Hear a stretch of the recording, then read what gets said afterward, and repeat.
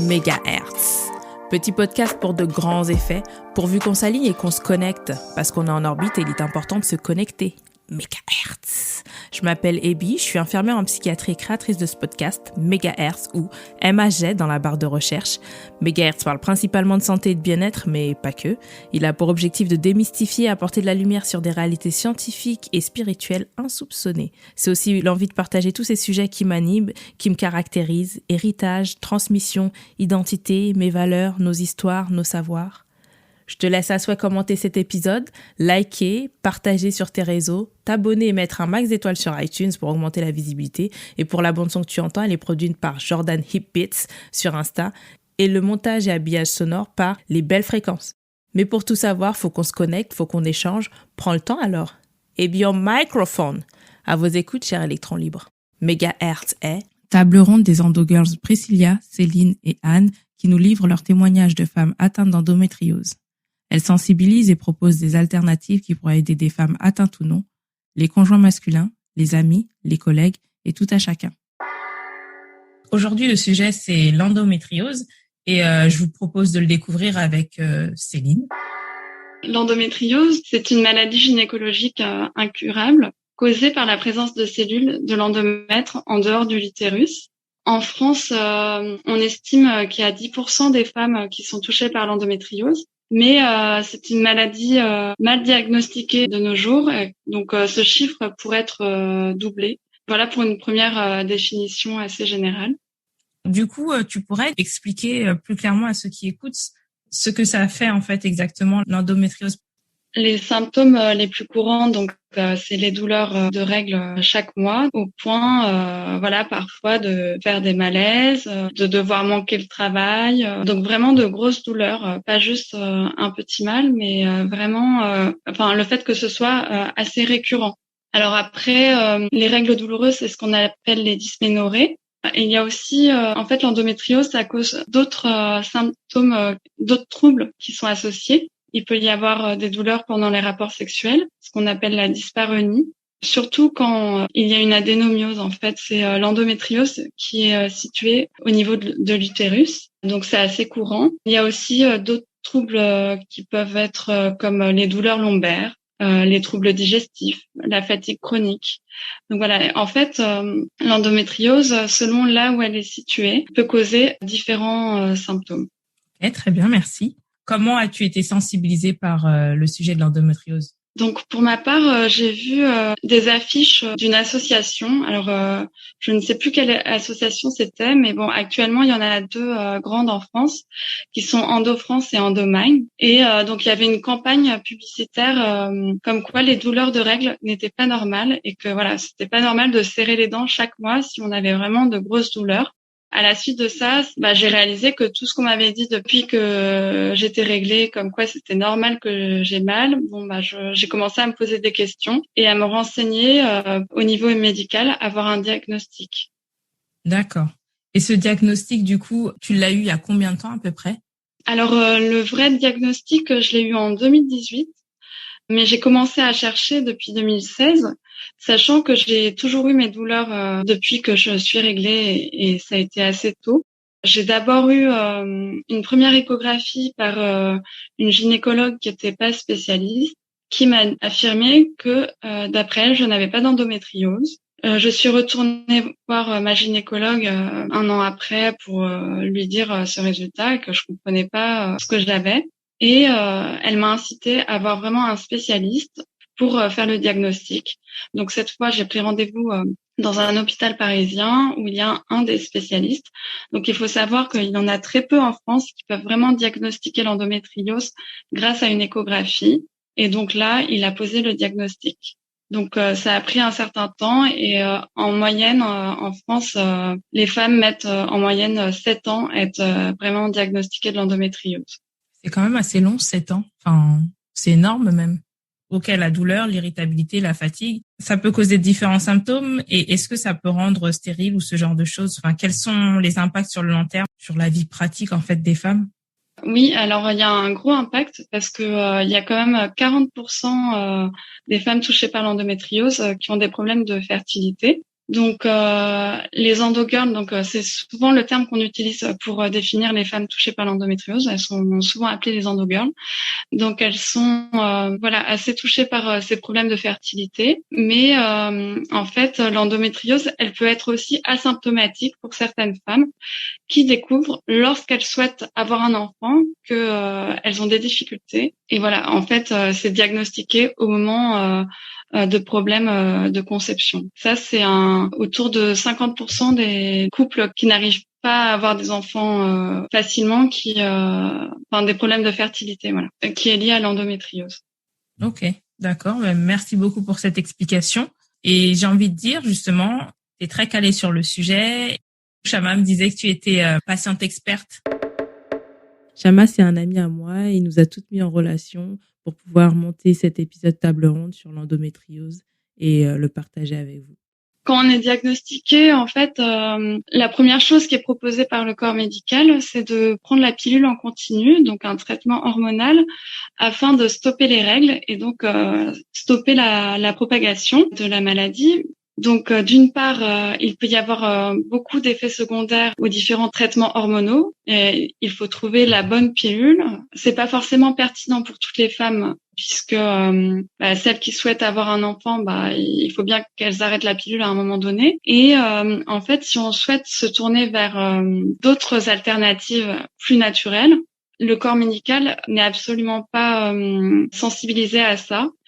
Et donc, moi, je me considère comme patiente experte parce que je lis énormément de choses sur le sujet, je me renseigne, j'ai fait énormément de groupes de parole afin de trouver... En fait, rien que le fait de devoir trouver un gynécologue spécialisé dans l'endométriose, c'est une quête en soi parce que déjà, on manque beaucoup de spécialistes sur l'endométriose. Et puis ensuite, voilà, dès qu'on se tourne vers d'autres alternatives, le corps médical est très peu sensibilisé. Bon, maintenant, peut-être un petit peu plus, mais quand même, c'est pas évident. Voilà, moi, suite au diagnostic, j'ai dû me positionner face à déjà au radiologue qui m'a diagnostiqué. Donc, il me proposait ce traitement hormonal. Ensuite, la gynécologue aussi, alors que je m'étais positionnée tout de suite en souhaitant une alternative naturelle. Donc, j'ai dû faire mes recherches par moi-même. Je suis désolée, je rigole parce que ils ont dû te détester. Parce qu'à l'hôpital, faut que ça aille vite, faut que ce soit rentable. La personne vient avec une problématique, on la traite, elle sort, on n'en parle plus, c'est réglé, tout le monde est content. Et quelqu'un qui parle de nature, ça veut dire qu'il faut écouter le corps, prendre le temps. Je suis désolée de dire ça, mais c'est typiquement le genre de patient qu'on déteste. C'est moche, mais c'est réaliste, voilà, c'est ça. Ouais, c'est vrai que du coup, en fait, je trouve que déjà quand on a un diagnostic, on nous dit qu'on a une maladie incurable, déjà c'est pas facile à avaler. Il y a un choc. Donc moi, je pense qu'il devrait y avoir tout de suite une prise en charge, une écoute tout de suite après, parce que le radiologue n'est pas là pour expliquer. Donc moi, je trouve que ça manque beaucoup en fait suite à ce genre de diagnostic.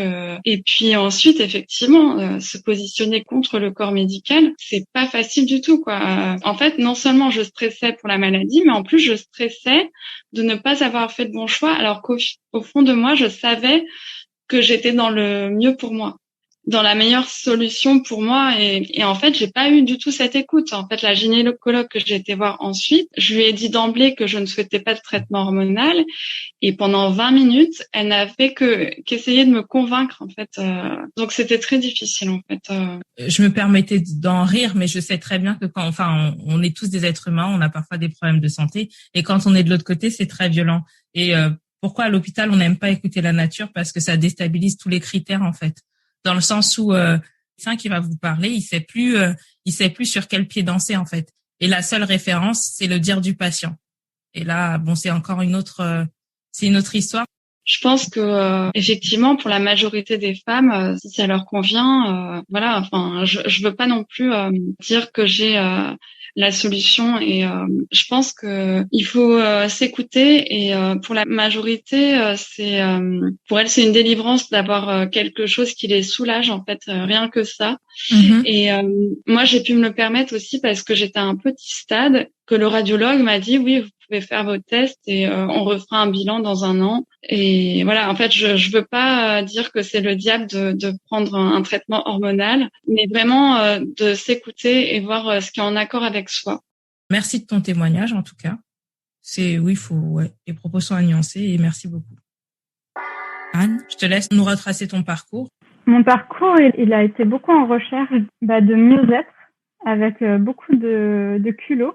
C'est-à-dire que j'ai fait 2 années, j'ai eu un diplôme d'ingénieur et au bout de 2 années, je me suis dit, je tiens plus en place sur une chaise. J'ai envie de liberté, j'ai besoin de suivre les rythmes de la nature, je le sentais déjà à ce moment-là. Et puis, du coup, j'ai eu le culot de quitter mon boulot au bout de 2 ans seulement de travail dans le monde professionnel. Et du coup, ça m'a permis de rentrer dans la CNV, la communication non violente, qui est vraiment une approche des émotions, une reprise en main de ses responsabilités émotionnelles et de sa vie, du coup, reprendre les clés de son bonheur. Et je pense que j'avais vraiment besoin de ça. Ma mère elle-même a d'ailleurs une endométriose asymptomatique. On lui a dit un jour qu'on l'opérait, je ne sais plus pourquoi on l'avait opérée, mais on lui a trouvé des endométriomes. Tout ça, voilà, donc la communication non violente m'a aussi amenée au yoga du son, un yoga du son effectué vraiment en lien avec les sentiments aussi, donc vraiment le son comme vecteur en fait de mouvement des sentiments. Donc voilà, j'ai pas mal fait tout ça. Donc mon parcours par rapport à l'endométriose, je me suis jamais inquiétée de mes douleurs en fait de règles. J'avais aussi quelques douleurs pendant mes rapports sexuels, mais vraiment très sporadiquement. J'avais beaucoup de problèmes gynécologiques à droite et à gauche, tout le temps. Et puis un jour, j'ai eu un mal de chien en me levant, vraiment, au point que j'ai cru que vraiment j'allais mourir sur place, quoi. C'était atroce. Carrément. Un épuisement du coup psychologique, physique, ça te vide de toutes tes forces. Et au bout de 2 heures, quand je voyais que ça passait pas, parce que moi j'ai plutôt l'habitude de ok, je respire, j'attends que ça passe, c'est ok. Je prenais déjà pas la pilule depuis un moment, donc je connaissais très bien les douleurs de règles. Mais là, c'était vraiment un truc abominable. Donc au bout de 2 heures, j'ai réussi à choper mon téléphone en rampant, appeler un médecin local qui était à 500 mètres et à ramper, mais vraiment littéralement à ramper. Je me souviens, j'étais allongée sur le trottoir tellement que j'avais mal. J'arrivais pas à avancer. J'ai réussi à me faire prendre en stop sur 200 mètres. J'en pouvais plus vraiment. Et je suis arrivée chez le médecin. Il a pas bien compris ce que j'avais. Il m'a envoyée à l'hôpital. Et à l'hôpital, ils m'ont gardée pendant 1 semaine. Ils m'ont fait des radios, des échographies. C'est un domaine infectieux, donc ils m'ont mis tous les antibiotiques qu'ils avaient, sans savoir ce que j'avais. Ils m'ont relâché au bout d'1 semaine, sans savoir ce que j'avais, mais du coup, j'étais épuisée, j'avais plus de microbiote, j'étais complètement HS. Et du coup, au niveau médical, c'était pas chez moi, donc je suis rentrée chez moi, j'ai vu encore d'autres gynécos, donc j'ai dû croiser une demi-douzaine de gynécos, jusqu'à ce qu'une gynéco chez moi me dise bon, là, je t'envoie chez le docteur Saint-Hilaire, donc qui est un spécialiste à Lyon. D'ailleurs, il y a une équipe spécialisée multidisciplinaire à Lyon avec des psychologues, il y a vraiment une super équipe à Lyon. Alors, moi, j'y ai pas eu le droit parce que j'avais pas de symptômes trop douloureux à part celui de l'hôpital que j'ai eu une fois. Voilà. Et donc, à l'IRM, déjà, une dame m'a rendu mon IRM en me disant, je pense que vous avez une endométriose, mais il va falloir un spécialiste pour vous le confirmer. Et donc là, je suis allée voir le docteur Saint-Hilaire. Et avec une simple échographie, il a pu me dire, voilà, votre endométriome, en fait, votre kyste aux ovaires, donc moi, mon endométriome est sur les ovaires. Et il a dit, donc voilà, là, l'endométriome est caractéristique. Il est rond, vraiment, il est noir. Donc on voit que c'est vraiment une masse de sang. Donc, je peux vous affirmer à 95% de chance que vous avez une endométriose. Voilà. Et alors, comme j'ai refusé d'être opérée, donc lui, il était assez affolé parce que, je sais pas, je crois que dans son esprit, c'était un peu comme un cancer. Mais comme je voulais pas d'enfant, que j'avais pas de douleur régulière depuis que, parce que j'ai mis quand même 8 mois à peu près entre le passage à l'hôpital et puis l'arrivée devant un spécialiste. Donc, j'avais pas eu de nouvelles douleurs. Donc, je dis, tant que j'ai pas de douleur, moi, je préfère essayer effectivement des méthodes alternatives. Donc, à l'époque, je tentais le cru, qui m'a aidé à entendre, mais qui, je pense, a libéré aussi des toxines. Donc, c'était pas forcément simple de faire ça seule. Donc, c'est bien d'être accompagnée aussi là-dessus. Et puis, je me suis mise au yoga du son, je me suis mise au Qigong, je suis partie en Thaïlande. J'ai fait des massages Tsinetsang, donc des massages du ventre qui sont, à mon avis, totalement opportuns pour cette maladie. Et puis, le docteur avait décidé, donc, comme je voulais pas l'opération, de me suivre tous les 6 mois. Et donc, tous les 6 mois, pendant 2 ans, il a constaté une régression de l'endométriome et donc du kyste sur mes ovaires. Et donc, ça l'a vraiment surpris parce que il m'a donc indiqué que le corps médical ne pensait pas cela possible. Et alors, le problème de l'endométriose, c'est que quand il a voulu amener ce résultat à ses collègues, ils lui ont dit, ouais, mais t'es pas sûre à 100% qu'elle avait une endométriose, ça se trouve c'était autre chose. Parce que j'avais pas voulu être opérée, que c'était la seule façon pour eux de savoir vraiment à 100% qu'on a une endométriose. Donc voilà, il était un peu dégoûté, mais en tout cas, voilà, il était content d'avoir ce cas. Tu disais qu'il y avait eu une masse noire au niveau de l'ovaire et les filles disaient que... Le chirurgien considérait ça comme un cancer. Et en fait, l'endométriose est parfois appelée le cancer dont on ne guérit pas. Voilà, c'était juste une précision. Certains en parlent comme ça. Alors, tu as écrit dont on ne meurt pas, parce que dont on ne guérit pas, c'est encore différent. Oui, je sais plus lequel exactement. Je crois que c'est on ne guérit pas. Ah oui, j'ai pas vu, je sais pas. D'accord. Déjà, l'histoire est quand même c'est assez chargée et c'est assez courageux de se positionner face à des médecins, d'être seul face à un corps médical et de dire que non, pas d'opération, parce qu'ils savent mettre la pression. Hein. Ils savent mettre la pression. Honnêtement, je suis tombée amoureuse du docteur Saint-Hilaire puisqu'il a une écoute incroyable et j'ai eu aucune pression. Vraiment, il était dans une écoute complète. Donc ça, de toute façon, c'est le bonheur quand on tombe sur des médecins comme ça. Voilà. Tant mieux. C'est important. Il y en a aussi, hein, excusez-moi. Il y en a aussi. Oui, il y en a aussi parce que j'aime bien, j'ai un côté un peu cynique, mais bon. Alors juste pour préciser que par contre quand je lui parlais du cru, il m'a entendu, mais pour lui il y croyait absolument pas. Ah oui. Au niveau médical, pour lui c'était essayez si vous voulez, mais et je sais pas en fait ce qui m'a permis de réduire mon endomètre, voilà. Mais voilà, il y a un ensemble de choses que j'ai mis en place, mais je pense que c'est un tout et il faut suivre, comme disait Céline, beaucoup son intuition, je crois. Du coup, oui, tu as parlé du cru, tu parles de nourriture crue, c'est une expression que je connais pas. Ah oui, la nourriture crue, ouais. Ou d'accord. Crudité. Ok. Ouais, les crudités. D'accord, ok. Moi, de ce que je sais, c'est on te dit que la nourriture vaut mieux la manger vivante entre guillemets. Et le seul moyen de manger vivant avec toutes les valeurs nutritives, c'est de manger cru. Alors après, la problématique du cru, c'est que quand on est malade ou quand on a beaucoup de toxines dans le corps, justement, en fait, ça libère les toxines. Et donc, ça peut te refaire passer par des épisodes très douloureux ou de fatigue ou voilà. Donc, si on veut faire du cru, c'est accompagné à mon sens. Voilà. D'accord. On peut le faire sur un mois sans danger si c'est pas trop, voilà, mais. D'accord. C'est vrai que quand on a une grosse inflammation, le cru, ça va être difficile à mettre en place. Ça va parfois être compliqué pour certaines endogirls. Moi, par exemple, je sais qu'il faut pas que j'abuse trop du cru. Priscilla, du coup, toi, au niveau de tout ce qui est inflammatoire et de l'alimentation crue? Moi, l'alimentation crue, en fait, je peux pas parce que, disons que j'ai aussi une pathologie digestive qui fait que je suis obligée de jongler entre les deux. Donc, des fois, c'est un peu, quelle pathologie je vais privilégier, quoi. Oh là là, ok, c'est vrai oui, que c'est pas toujours évident. Mais j'aimerais bien pouvoir me dire que je peux consommer du cru, etc. Parce que c'est vrai qu'il y a énormément de propriétés, comme l'ont dit les filles. Mais le problème, c'est que, oui, après, on est obligé de faire, en fait, avec les bagages qu'on a, quoi. Ok. Oui, en effet, oui. Du coup, je me permets de rebondir sur les pathologies parce que en fait, c'est assez courant chez les endogirls qu'il y ait d'autres pathologies qui soient associées. Donc j'avais parlé de troubles digestifs, mais en fait, il y a parfois des endogirls qui ont la fibromyalgie, le syndrome des ovaires polykystiques ou éventuellement aussi des douleurs neuropathiques. Enfin voilà, parmi ce que j'entends autour de moi, c'est assez récurrent qu'il y ait d'autres pathologies associées à l'endométriose. J'ai l'impression de ce que tu dis que ça draine beaucoup de problématiques inflammatoires en fait. Oui. D'accord, ok. Donc, je suis bien. Anne, tu nous as quand même bien expliqué la crise que tu as fait sur le trottoir. D'un point de vue plus global, quel impact ça a sur ta vie en fait au quotidien?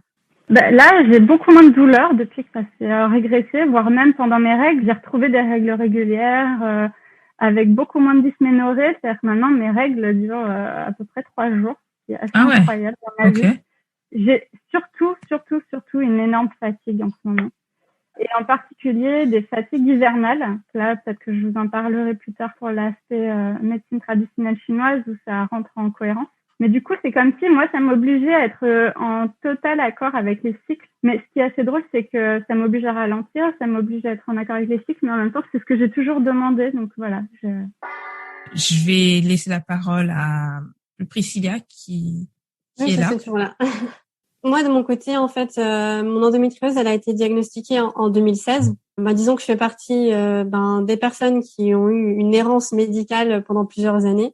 Puisque disons que j'ai vu différents gynécologues qui refusaient de me faire d'autres examens que le frottis, puisque pour eux, en fait, ils jugeaient que ce n'était pas forcément nécessaire. Ce qui fait que mes douleurs, je dirais qu'elles sont arrivées après mes premières relations sexuelles. Et on va dire que le laps de temps qui s'est écoulé, ça a été quand même de 10 ans avant de poser le diagnostic. Donc ça a été un petit peu long. Un peu, oui. Effectivement, c'est le docteur Petit. C'est le même praticien en fait qui a détecté l'endométriose de Céline, qui a détecté la mienne aussi. Et c'est vrai qu'à ce moment-là, j'ai eu vraiment, on va dire, un soulagement parce que j'ai pu mettre un mot sur les mots que j'avais. Exact, mais c'est très important en fait. Ça donne du sens tout simplement. Et en fait, la question c'était à quel point en fait ça affecte ta vie. Je dirais qu'elle affecte ma vie quotidienne sur différents plans. Déjà, elle a modifié ma relation avec les autres. Que cela soit en fait, par exemple, avec les personnes qui ont partagé ma vie. Disons que comme les relations sexuelles elles sont compliquées, je me suis retrouvée dans une situation où même un de mes petits amis en fait m'avait dit c'est parti pour l'atelier d'ergothérapie et moi franchement j'en suis restée bouche bée. Je savais même plus quoi répondre à ce moment-là. J'ai pas compris. Du coup, c'était méchant, c'était. C'est ça, c'est que lui il trouvait que c'était un moyen de rendre la situation ironique puisque disons que c'est vrai que selon l'endroit où est située les lésions, on va ressentir plus ou moins des douleurs dans certaines positions. Ce qui fait que pour lui il trouvait ça drôle alors qu'en fait moi personnellement j'ai compris, c'est horrible. C'est terrible, ça donne envie de pleurer en fait, c'est terrible. Et t'as réagi comment? Moi je pense que j'ai dû faire une tête de fin du monde honnêtement. Je crois que je me serais mise à pleurer. Honnêtement, j'étais sidérée. Oui. Ah oui, ça y est, j'ai compris. Ah oui, c'est ouais. Bon, c'est indélicat, mais bon, peut-être qu'il a. Ok. Après, ça a aussi modifié ma relation avec mes amis parce que c'est vrai que je rejoins Anne, c'est pas toujours évident en fait de se dire que on a envie de sortir et puis des fois en fait on peut avoir une crise qui survient à tout moment et qui nous paralyse en fait littéralement et on peut pas sortir du lit, etc. Enfin, ça devient même rien que effectivement compliqué de mettre un pied hors du lit et donc du coup j'ai été amenée des fois à devoir annuler des rendez-vous au restaurant ou des soirées karaoké ou même un ciné entre amis quoi. Et puis après, ça modifie aussi ma vie au niveau professionnel, puisque c'est pas toujours évident. En fait, des fois, on se retrouve à être dans un tel état que effectivement, on peut être hospitalisé. J'ai aussi eu le cas où effectivement, j'étais hospitalisée pendant 4 jours à l'hôpital. Après, du coup, les collègues ne comprennent pas forcément parce que c'est vrai que dans le domaine du travail, on n'a pas forcément envie en fait de s'étaler sur notre vie personnelle, d'expliquer les pathologies qu'on peut avoir, etc. Donc des fois, nos collègues sont pas forcément contents parce qu'on se retrouve à être absente du jour au lendemain et du coup eux ça peut les impacter au niveau de la charge de travail. Donc c'est vrai que ça rend les choses pas forcément simples. Après je dirais que l'impact que la maladie elle a au niveau psychologique et physique, elle m'a fait plutôt prendre conscience que je devais déjà d'une part mieux connaître mon corps, donc disons avoir conscience de ses limites, ce qui est pas toujours évident au début quand on prend conscience de la maladie.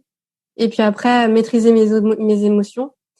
Et puis, dans l'idéal, trouver des solutions alternatives et prendre du recul. Parce que c'est vrai qu'au début, j'avais tendance à me sentir coupable d'être malade, alors qu'en fait, je l'ai pas choisi. Et aujourd'hui, du coup, j'apprends à vivre avec elle, puisqu'elle fait partie intégrante de ma vie, quoi. Ce n'est qu'une partie de l'intervention de 3 drôles de dames, Anne, Céline et Priscilla, qui ont réussi à cultiver des savoirs autour de leur pathologie, qui est l'endométriose, Et pour la suite, rendez-vous dans 2 semaines. Cap Science, mais direction homéopathique. En espérant que ça vous plaise. En espérant t'avoir fait vibrer un peu, n'hésite pas à commenter, liker, partager, t'abonner, à mettre un max d'étoiles sur iTunes pour faire décoller Megahertz, que tu peux aussi retrouver d'ailleurs sur Instagram au nom d'Ebio Microphone, montage et habillage audio, les belles fréquences sur Insta, production du jingle Jordan Hip Beats. C'était Ebio Microphone. À très vite sur les ondes.